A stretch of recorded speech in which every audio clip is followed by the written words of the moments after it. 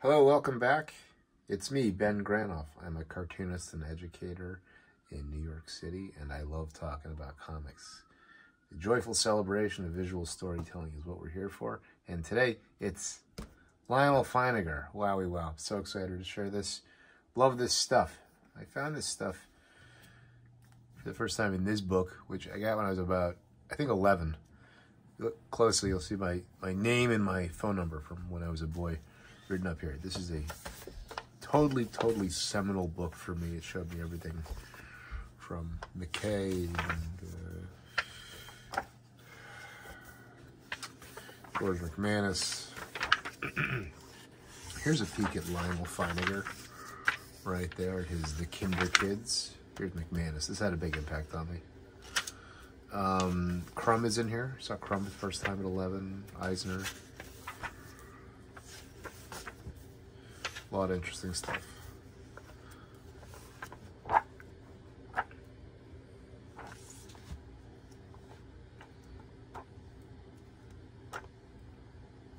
For the life of me, I don't think I can remember any detail from the text, or if I even read the text. I think I feel like I read this book on the toilet a lot when I was like 12. There you go. There's a Snoid.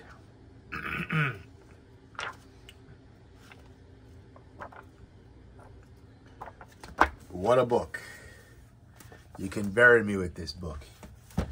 Here's Lionel Feinegger. Feinegger was, I don't know, a German cartoonist who did like 18 months or whatever worth of comic strips for Hearst in the turn of the century, and then went to fine art. There are Lionel Feinegger, I think there's one architectural piece, a painting of his in the Metropolitan Museum of Art that I've seen a couple of times. Here are his sculptures. He's so fanciful. His design, his acting, his personification, design, a lot of fun. Look at this. Look how wide it gets. Look at the shapes of these clouds coming to New York City. Look at the scale of the torch. Isn't that cool? It's like a broom. Maybe this is like a non-American type thing. Here's a dramatis personae. Like the first strip is just showing you all these characters. Here they are killing whales. This was the strip that was reprinted in this book. So Feinegger did 2 strips. He did this strip and then a second one. The second half of this book is, I think it's called Wee Winnie Winky's World or something like that. But look at all these crazy, like layout, ornate choices. Like why? It's so interesting. These bulges that come out over here. There's a lot more of this kind of stuff coming up. Look at the way he deals with the water. Oh, it's a big fish.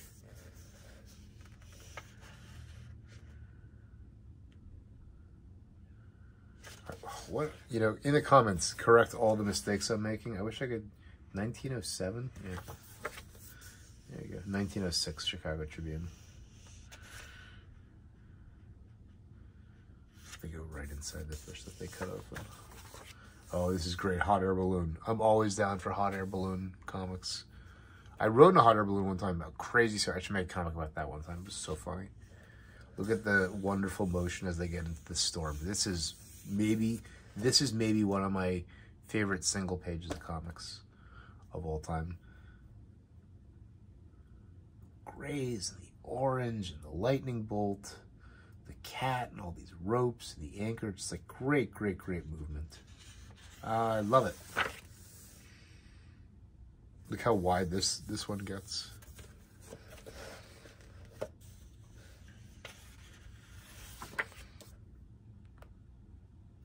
Look at hot air balloon getting all distorted. And then they float down. This is very like Chuck Jones. The youngest one was Madeline, Miss Clavel or whatever it was. Huh.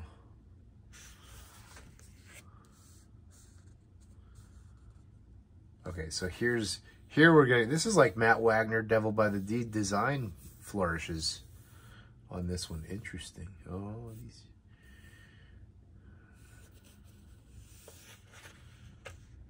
I love this building silhouette. Big, thick, heavy field of solid black, and then there's another greenhouse layer behind it, and then this field of horizontal lines in the sky. So cool. Well done, Lionel Feininger. Oh, every layout has another little wacky thing. Look at this, old-time muscle men wearing trunks. Look, he's got his undies on the outside. There he is, the strongmen, the 3 strongmen. Only one of them has true trunks. Look at the clouds. Look at the shapes of the clouds in the sky and the way that they interact with the horizon.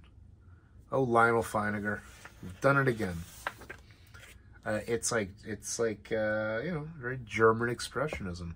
Wow, look at the way these houses down here sort of curve away in perspective. That we're dead on here, but then it kind of 1 point perspective, 2 point. Oh, very nice. Same thing here. It's receding all the way. Look at this forced perspective. That diagonal line does a lot of heavy lifting. Wow. Look at this guy. So is the camera moving, or is there just what's happening? Oh, yeah, the camera. Oh, I see. The camera shifts down. Up on the roofs. Nice red gutter. Look at this. Look at all the color work going on here. Old-timey color guides mystify me. I will look at, well, this effect right here, I don't know. I'm curious how this is. Look at the lip. There's a little white, light blue lip on the cloud. So who's to say how they got those effects? How they communicated to the people that were cutting the screens? Or maybe they were cutting their own screens. I don't know. Look how moody this one is, all blue. With the light coming. Yeah, see, look at this. How do you... Help me out. This is what I'm really curious about. How does this happen? How do you get like a faded transition screen approach? How do you communicate it? How is it cut? How is it done back then? How is it done on the cusp of blue line and pre-digital?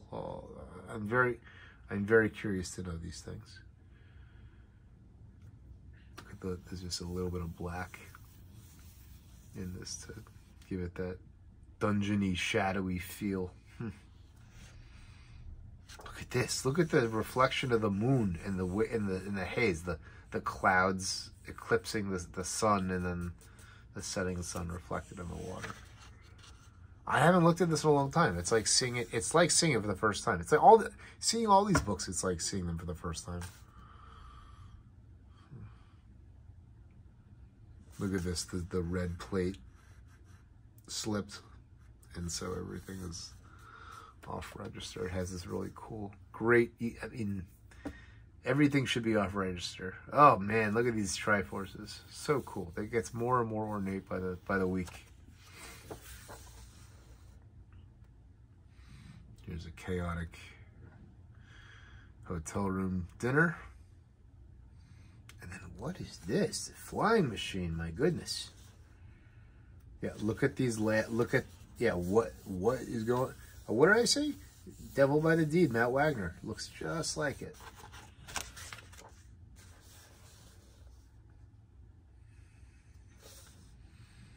The hungry wolves are after them. They throw salt, red pepper in their eyes. Oh God. Here's the heavy one. He's forced to, I don't know. He's got medicine, and then he's got him. Oh, it's a steam. He's not cooking him. It's a steam treatment for, and then they get him, and he's all thin. He's hungry. Okay, so this is the last one, and then it transitions to Wee Willie Winky's world, or how things looked to Wee Willie Winky. I remember my grandfather, my grandfather died like 4 years ago. My grandfather was, a Golden Age comics.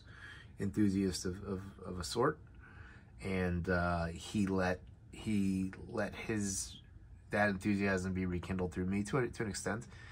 And one time we were talking about Golden Age comic strips, and he mentioned Winnie Winkle, which was a strip about a nurse. But I thought he meant this one. I got really excited that I thought he knew this one, but it was really like some, you know, Hello Nurse strip. Okay, so look at the shadow work here. Oh man, and then the gimmick here is that everything is personified. So the clouds, the house, all this. Wow, look at this. Okay, so like, what's it like? Look, the screen's got all this watercolor stuff, and then there's these areas that look like there was Frisket over them, and then there's an area that looks like it was Frisket, but it's also got like 20, you know, blue 20 in there. Like, what a mystery. And then it gets more. Look at this, is like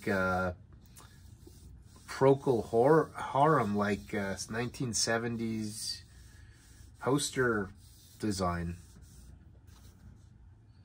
like post Alfonso Mucca. These gestures, so cool. Love it. Oh, I love it.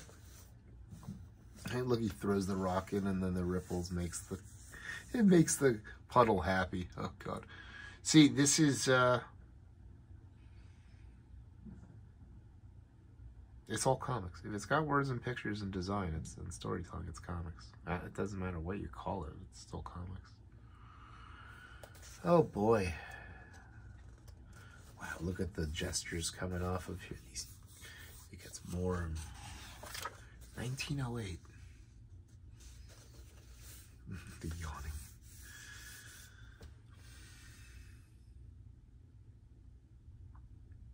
It's got like a mythic quality to it. The natural phenomenon of the world explained through the whimsiness of a comic strip. This is so great. The sleepy sun. Look at the arms of the sun, the rays of the sun reaching at the hands. So cool. Oh, so sad and lonely. Wow, it's spooky. Wow, I love it. Charming and spooky and sweet. And then it's got, look, it's got place text. I didn't even notice that. The other one's hand lettered, and then this one's just straight up like devil by the deed.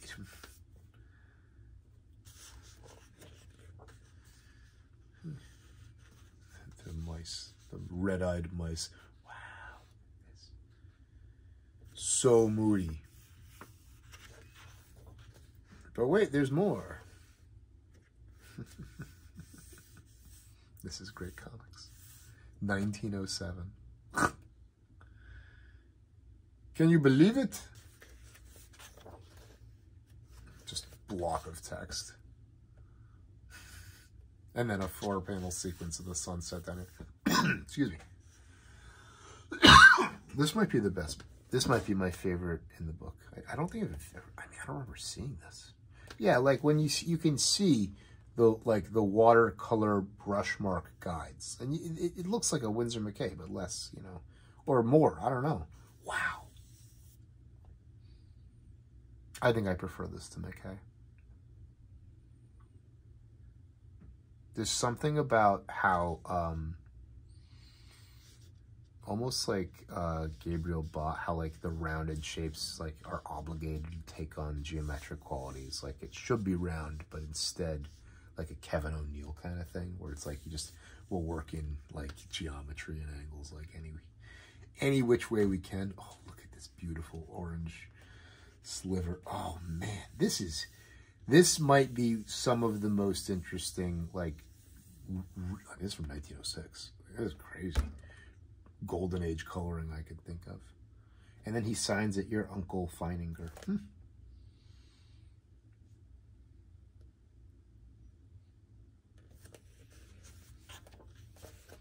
Look at these Look at these roosters. Tell me this doesn't look exactly like something out of Devil by the Deed.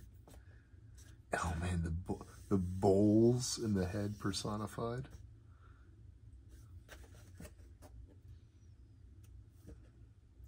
This must have like a Lewis Carroll quality. I ain't reading it. It's so small. The text is so. This text is teeny tiny. This is the Chicago Tribune copyright indicia text, and then it's twice the size of the text for the comic strip. That's funny. It sounds like an MC Escher, like his subject, his tessellations. I don't know. Ooh, monochrome. See, this looks like something from 1906. Wow, this is, I don't know. This is the end of the guy's comic strip run. So in some ways it's like much less detailed, and in other ways it's much more ornate. This one you have to really pay attention to how the fire is sort of personified as it slowly simmers and goes out. Man. What happens here? She puts a bottle by the fire, and then the heat makes the bottle go off, and then they gotta mop it up. Something like that. This is about a bridge that's got a train on it. These are tiny little panels. It became this. These last few weeks, it was a half strip, half page. And of course, these are the ones, and these are the ones that are the most ornately drawn. Like this is the widest shot in the entire book.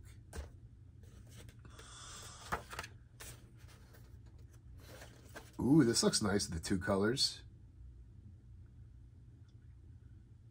I really want to play with pushing depth with muted, cooler colors in the background. I feel like that would be a good place for me to gain a little bit more. That would be like a good challenge that I think I could get something out of. A lot of trains. All right, so this book over. It's only 55 pages. Yeah, so the guy did literally 1 year's worth of Sunday comics, and then Comics Lost became Fine Arts Gain.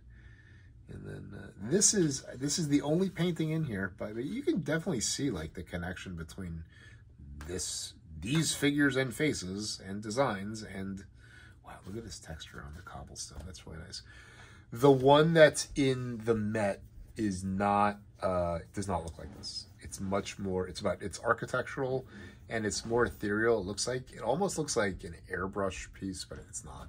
It's like an oil painting piece that's got glaze. I don't know. I'm not going to pretend to know anything about painting. Look at the little doodly doos. It's all cartooning. Oh, it's all cartooning. That was Your Uncle Feininger. So, at least there's a precedent for the uncle stuff. And that's it for me. Semper Comics. Good day.